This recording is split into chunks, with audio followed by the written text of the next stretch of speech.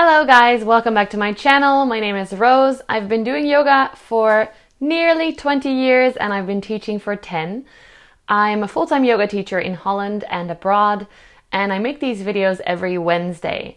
If you're interested to learn more about yoga and body positivity, definitely subscribe to my channel and check out my other videos as well.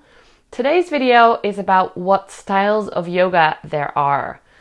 Because I've noticed I teach at a lot of different studios, there is a lot of different wording in the schedule and it can get quite confusing if you don't really know what's up.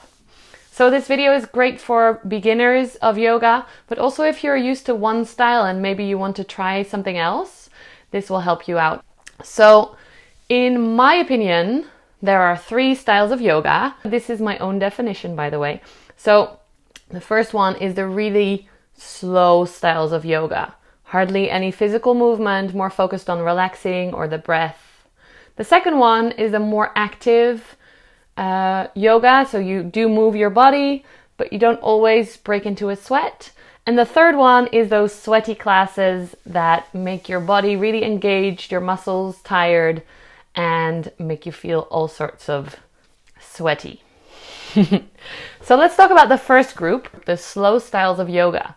We have Yin, Yoga Nidra, and Restorative Yoga are the general ones that I would say. Yin is a style where you stay in poses for 3 to 5 minutes usually, sometimes a little bit longer, and you release all tension in your muscles. And by relaxing the muscles, you'll work on the connective tissues. I love teaching this style. It's really, really good for your body. It helps you to stretch, to create more space in your body. We only do lying down and sitting poses in Yin. Even though this sounds quite relaxing, it can be really intense. So don't just go there if you want to relax your body. It's gonna stretch you out, but it's also gonna challenge your focus and your breath. Then if you do want just to relax, restorative yoga is a beautiful style where you focus only on letting your body relax in different poses. You're stretching yourself out and you're just relaxing your body. It uses a lot of props, so blankets and bolsters, you know, the big chunky pillowy things, will help you and support your body to be able to let go in those poses even more. The third one in the first group is Yoga Nidra, also known as yogic sleep. It may sound like you're just gonna sleep, but it's a lot more than that. It will teach you to fully relax your body so that you can process on a deeper level. And it is said that if you do one Yoga Nidra class, it will count for about 4 hours of sleep. So it's really good for your body to bring you some rest and restoring. The second category, the more active styles of yoga, I would say are Hatha yoga is the main one. This one is kind of the basis of all forms of moving yoga. Because it's so big, there are so many ways of teaching it. Generally though, it will be poses separate of each other, focusing on the breath and going inward, focusing on yourself, on your breath, on your body, on your mat. The second more active style is Drew Yoga, which is one of my favorites. I feel like I'm so white. There's too much light now. Hold on. Sorry, I just had to adjust the lighting. The sun is coming out in Holland. So Drew, it's a beautiful style that focuses on bringing you back to your center and finding stillness in yourself. It helps to release tension and blockages and stress. It can strengthen your body as well. If you take my classes especially, I make them a little bit more intense. I especially enjoy the cheerfulness of it, the joy and the connection. Sometimes we do things together in groups. I have to adjust the light again. Hey, Maxer, come here.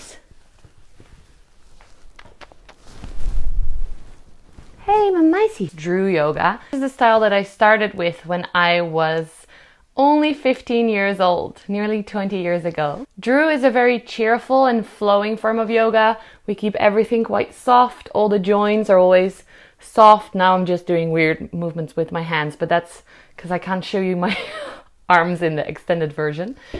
That's Maggie jumping down. They also call it the yoga of the heart. It's really heart-centered and it helps to release blockages in your body, but also in your emotions. I love it a lot because it's a little bit more outward compared to Hatha that's very inward focused on yourself. Drew can be a little bit more as a group, a little bit more social. In the third category, we have a few more active styles of yoga. And the most original one is Ashtanga yoga. You may have heard of it. It's literally translated as the 8-limbed path and actually only focuses on 1 or 2 of these 8 limbs, which I'll tell you about in another video. That's a bit too much theory for today. So it focuses on asana, the postures of yoga, and pranayama, the breath that goes with it. In Ashtanga, we have a very set sequence, so the poses are always the same, which for me is very frustrating, but I've heard from others that it gives them a lot of calm and peace of mind because they know what's coming already. And also they can compare their practice each week so they can see how they evolve. You do these poses quite strongly and engage a lot of muscles, and then you hold them for 5 breaths. And in between there are sun salutations and vinyasas. Vinyasas are the part of the class where you go plank pose, and then slowly you lower down, and then you go into cobra, you hollow out your spine, and then you go back to downward facing dog. That's called a vinyasa in Ashtanga yoga. And that's how we get to the second active style of yoga, vinyasa. It's translated from Sanskrit as place in a special way. And it's also freely translated as flow. So you put things together and add in the breath. So every movement is 1 breath. This style of yoga has the same engagement as Ashtanga. So it's really focused on engaging the muscles and finding these strong poses, but without the strictness of Ashtanga. Vinyasa does use the sun salutations, but the teacher can do whatever they like, finding nice transitions in poses.